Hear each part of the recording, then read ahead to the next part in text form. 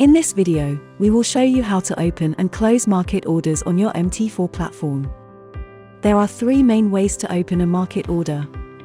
The first one is when you double-click a currency pair in the Market Watch window.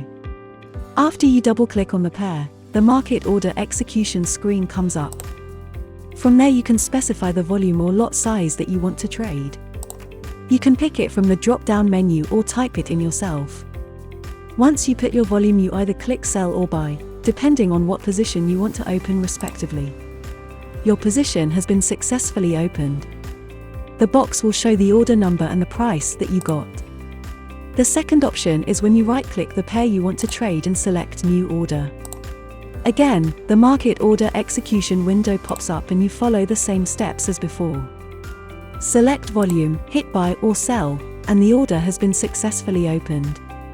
The third and final way is when you right-click any area of the chart of the pair that you want to trade and select Trading New Order. The market order execution window pops up, and the process to open a position is the same as the previous two examples. All your trades are now displayed in your terminal window located at the bottom of your platform. To close a trade, just right-click on the trade that you want to close and then select Close Order.